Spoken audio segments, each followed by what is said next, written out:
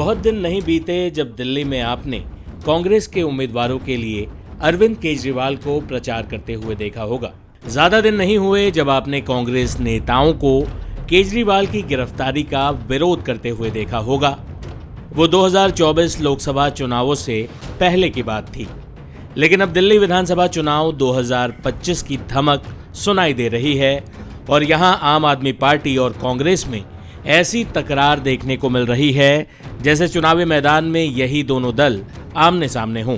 हालांकि ऐसा है भी, दिल्ली में आम आदमी पार्टी और कांग्रेस के बीच कोई गठबंधन नहीं है। इस सारे बवाल की शुरुआत हुई जब दिल्ली कांग्रेस के नेता अजय माकन ने प्रेस कॉन्फ्रेंस कर आम आदमी पार्टी के खिलाफ श्वेत पत्र निकाला। इस दौरान अजय माकन ने केजरीवाल के खिलाफ बेहद तीखे हमले किए, यहां तक कि उन्होंने केजरीवाल को एंटी नेशनल तक कह डाला। तो हम केजरीवाल जी को कहते हैं तो करना, कौन रोक रहा है? केजरीवाल करना, तो काम की राजनीति करिए, फर्जीवाड़े की राजनीति मत करिए। तो केजरीवाल करना।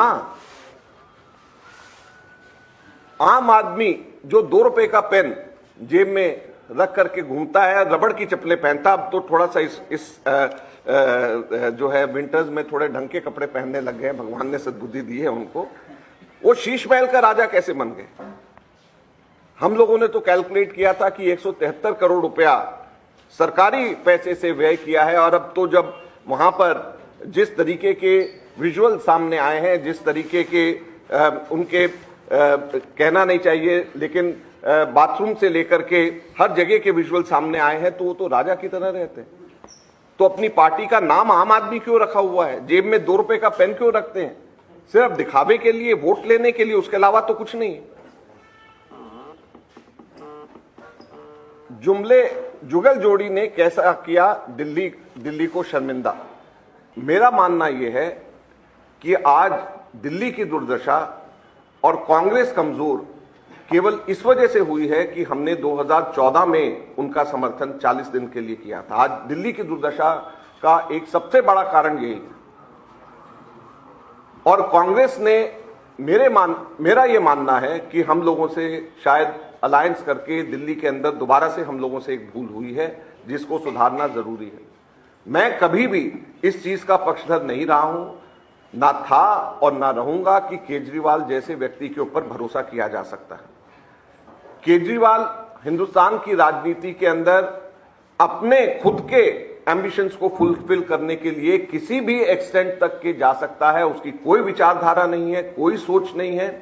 जो व्यक्ति जरूरत पड़ने के ऊपर केंद्र सरकार को यूनिफॉर्म सिविल कोड के ऊपर, जरूरत पड़ने पे 370 आर्टिकल के ऊपर, जरूरत पड़ने के ऊपर सीए के ऊपर, हर चीज के ऊपर जरूरत पड़ने के ऊपर उल्टा स्टैंड ले सकता है, जो कि आइडियोलॉजिकली बीजेपी के समर्थन में है, उस व्यक्ति के ऊपर कैसे भरोसा किया जा सकता है? वो एंटी नेशनल है और उसकी कोई विचारधारा नहीं है सिवाय अपने पर्सनल एम्बिशन के। मैं आपको सिर्फ फिर याद दिलाना चाहता हूं, केजरीवाल की पार्टी का जन्म लोकपाल, जन लोकपाल को पैदा करने के लिए हुआ था। सरकार बनने के बाद में वो सैकड़ों बार धरने पे बैठे हैं, एयर कंडीशन ऑफिस में, एलजी के बाहर से लेकर के हर जगह के ऊपर। एक भी बार क्या लोकपाल की बात करी है अभी उन्होंने? जिसका जन्म, जिसने ये कहा था कि मेरे को आप इलेक्शन जितवाइए, 25 दिसंबर को रामलीला ग्राउंड के अंदर मैं जन लोकपाल पास करवा दूंगा, वो कहां है जन लोकपाल? अब उसकी कोई बात ही नहीं, कोई उसकी चर्चा नहीं।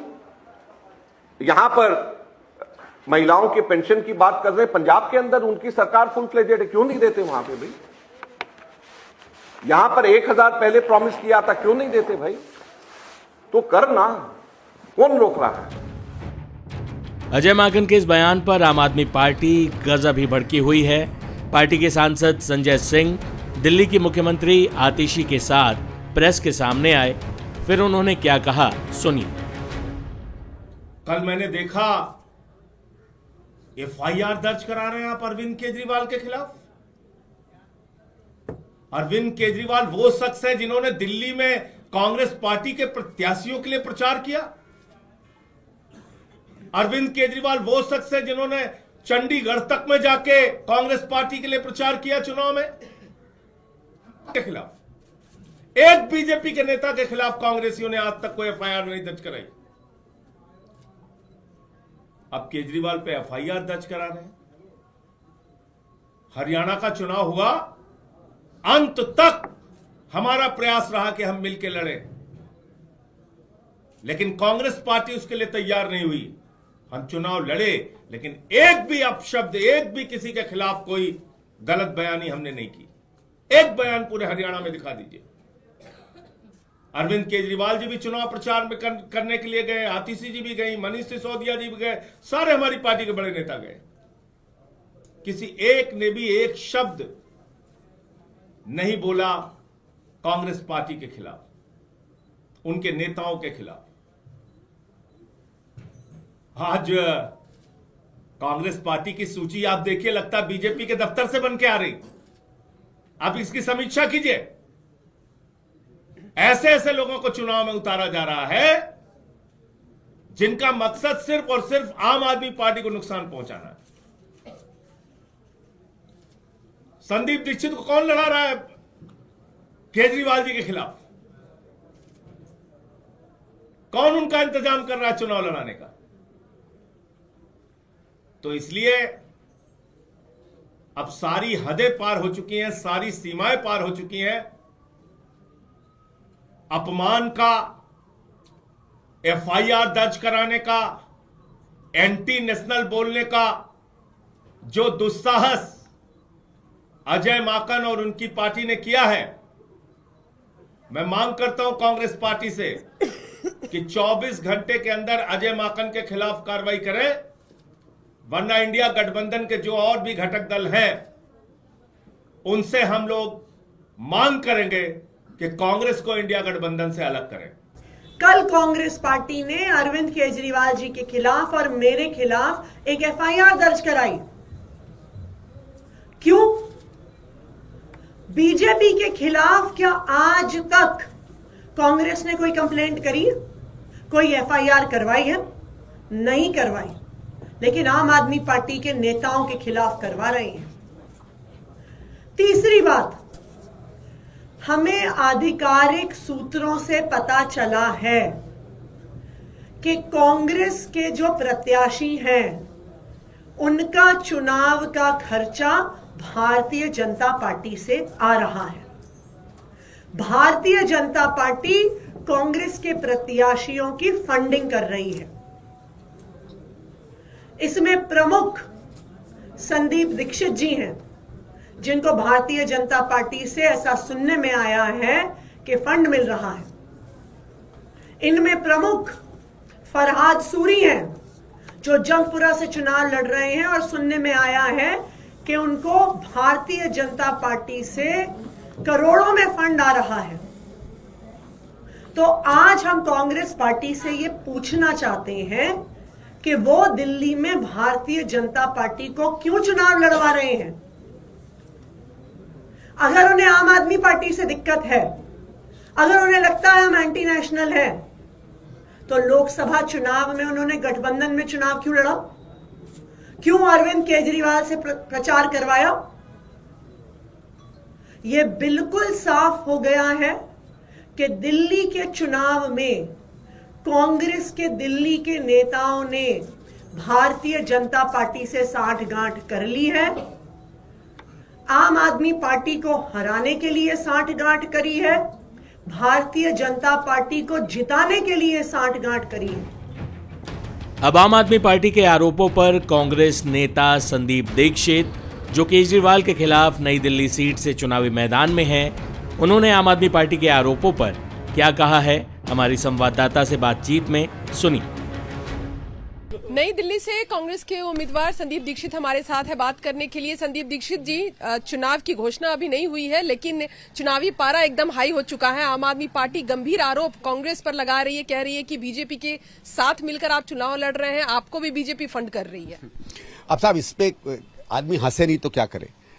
हमें कौन फंड कर रहा है, कौन नहीं फंड कर रहा, पता कर लें भाई। आप तो मेरे घर आती रहती हो, आपने तो मेरा चुनाव देखा है, क्या फंड क्या हो रहा है, क्या फंड नहीं हो रहा है। ये तो चलो, ये घबराए हुए हैं। जहां तक भारतीय जनता पार्टी के साथ की बात है, हम लोग तो बहुत दिनों से कहते रहे हैं कि आम आदमी पार्टी बीजेपी की बी टीम है। और आप उसके देखिए, उसके छोटे छोटे फैक्ट देखिए ना। कहां कहां लड़ती है आम आदमी पार्टी? उन्हीं राज्यों में लड़ती है जहां कांग्रेस नंबर 1 या नंबर 2 की पार्टी है। भाई हिमाचल में ये लोग लड़े, हमारे नुकसान किया, मुश्किल से हमारी सरकार बनी, 2 4 5 सीटें और आ जाती है अगर ये नहीं लड़ते। उत्तराखंड में ये लड़े और कई बार कहा जाता है इनके कारण हम हारे। हरियाणा में तो क्लियर है 5 6 सीटें इन्होंने हमारी हराई, गोवा में इन्होंने हमारी सीटें हराई, गुजरात में इन्होंने हमारी सीटें हराई। आपने कभी इनको तृणमूल में लड़ते देखा है, बंगाल में तृणमूल के खिलाफ? या कभी आपको आंध्र प्रदेश में लड़ते देखा है, या वहां त्रिपुरा में लड़ते देखा है, या थोड़ी उड़ीसा में लड़ते देखा, जहां हम लोग पहली या दूसरी या तीसरी नंबर की पार्टी, मतलब कमजोर पार्टी है। जहां जहां कांग्रेस कमजोर है वहां इनको आम आदमी पार्टी को बढ़ाने के लिए, वहां के लोगों को अपना शिक्षा मॉडल की बात करने की इनको नहीं सूझती है, सिर्फ जहां कांग्रेस होती है।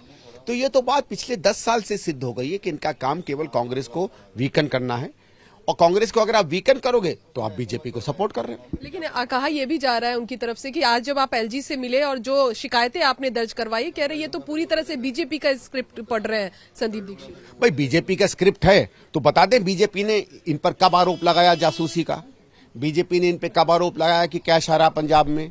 बल्कि मैं तो कल 11 बजे से, जब से ये इश्तहार की खबर आई तब से मैं मुख्यमंत्री योजना पर सवाल उठा रहा हूं। मैं तो पिछले 8-10 दिन से, जब से इन्होंने 2100 की बात की, मैं बार बार कह रहा हूं कि 2100 ठीक है, आप वायदे करिए, कोई दिक्कत नहीं है, लेकिन ये सवाल तो बनता है कि पंजाब में आपने क्यों नहीं पैसा दिया। ये बीजेपी की स्क्रिप्ट है, ये तो हमारी स्क्रिप्ट है भाई। बल्कि आप ये कहिए कि अगर कोई स्क्रिप्ट उठा रहा है मुख्यमंत्री महिला योजना में और ये सवाल उठा रहा है कि पंजाब में आपने क्यों नहीं पहले से पैसा दिया, या दिल्ली में पिछले 2 साल से क्यों नहीं आप दे रहे हैं, ये तो कांग्रेस ने आरोप लगाया है, इन्होंने थोड़ी लगाया बीजेपी ने। लेकिन जिस तरह से आम आदमी पार्टी ये भी कह रही है कि इंडिया अलायंस से कांग्रेस को बाहर कर दिया जाएगा, अजय माकन एंटी नेशनल कह रहे हैं अरविंद केजरीवाल को, क्या इन चीजों से कांग्रेस को कोई फर्क पड़ने वाला है? ना ना ना ना, इसमें कोई फर्क पड़े? आपको लगता है 24 घंटे का अल्टीमेटम की बात? अब जैसे मैंने एक और चैनल को कहा कि मतलब आपको लगता है इनके 24 घंटे के अल्टीमेटम से कोई हम डर जाएंगे? मतलब हम लोग कोई डरा दिख रहा है आपको? कोई आपको लग रहा है कि कांग्रेस में हड़कंप मच गया सवेरे से? अरे कुछ नहीं साहब, देखिए ठीक है वो अपनी बात बोलते हैं, बेचारे हताश हो गए हैं। उनको ये लग रहा है कि दिल्ली में अब उनकी सरकार उनको जाते दिख रही है। जैसे जैसे कांग्रेस जो है जीतने की तरफ बढ़ रही है, और हम जीतने के लिए लड़ रहे हैं, हम क्लियर कर दें, जैसे जैसे कांग्रेस जीतने की तरफ बढ़ रही है और जीतेगी दिल्ली का चुनाव, स्वाभाविक है कि इन्हीं का वोटर हमारे पास ज्यादा आएगा तो बीजेपी का भी। बीजेपी का हम मानते हैं करीबन 30 से 40% जो हमारा वोट बढ़ेगा वहां से आएगा, और करीबन 55 से 60% वोट हमारा, 2-4-5% मतलब एग्जैक्टली नहीं कह सकते। तो सबसे ज्यादा नुकसान इन्हीं लोगों को, इन्हीं की सीटें हैं भाई। हम ये थोड़ी कह सकते हैं कि बीजेपी से हम सीटें खींचेंगे, उनके पास यही 5-6 सीटें, ज्यादा सीटें हम इन्हीं से खींचेंगे। तो ये डर गए हैं क्योंकि पंजाब में ये अब कमजोर हो रहे हैं और राज्यों में ये बिल्कुल बचे नहीं हैं, तो घबराए हुए हैं। लेकिन दूसरी अलायंस पार्टियों से भी बात कर रहे हैं, कह रहे हैं इंडिया अलायंस से कांग्रेस को बाहर किया जाए, इस पर वो बात कर लें। वो तो भाई हर आदमी अपने मन से किसी की भी बात कर ले, बात का क्या असर होता है क्या नहीं होता वो ये जाने, इंडिया अलायंस जाने, हमारे शीर्ष नेतृत्व जाने। हमारा तो काम यह है कि दिल्ली में ऐसी सरकार को उखाड़ के फेंकना जिसने दिल्ली को समाप्त कर दिया, दिल्ली का विकास बंद कर दिया, दिल्ली को एक भ्रष्टाचार की नगरी बना दिया। अंतिम सवाल, क्या इतनी खामियों के बावजूद इंडिया अलायंस में आम आदमी पार्टी को जब लोकसभा चुनाव में लेकर आए थे, क्या वो एक कांग्रेस की गलती थी? नहीं, देखिए गलती नहीं थी, वो एक अलग समय था और वो एक अलग लेवल है। उसमें हम लोग लोकसभा के लिए, भारत की सरकार के लिए हम लोग सब इकट्ठा हुए थे कि नरेंद्र मोदी की नीतियों को जो हम मानते थे कि देश के लिए विनाशकारी हैं, उनके खिलाफ हम एकजुट हो। और वो आज भी हमारा है। जब हम बड़ी लड़ाई लड़ेंगे या वहां की लड़ाई लड़ेंगे तो जो भी साथ आएगा, लेकिन जो नैतिकता में हमारे साथ विश्वास करता हो, जो हमारी विचारधारा में विश्वास करता हो, जो हमारी उन नीतियों को जिनकी हम बात करते हैं उन पर विश्वास करता हो। जैसे राहुल जी न्याय पत्र लेकर आए तो आम आदमी ने कहा कि नहीं हम न्याय पत्र का समर्थन करेंगे, उन्होंने भी जो 4 सीटें उनको मिली उसमें समर्थन किया। लेकिन दिल्ली की बर्बादी का तो मुख्य, अगर किसी पर ठीकरा फोड़ा जाएगा तो केजरीवाल पे। उसमें दिल्ली की बर्बादी में कोई बीजेपी कम नहीं है। एमसीडी में सत्यानाश तो उन्होंने किया है। तो दोनों पार्टियां हमारे हिसाब से दिल्ली का विनाश कर रही हैं।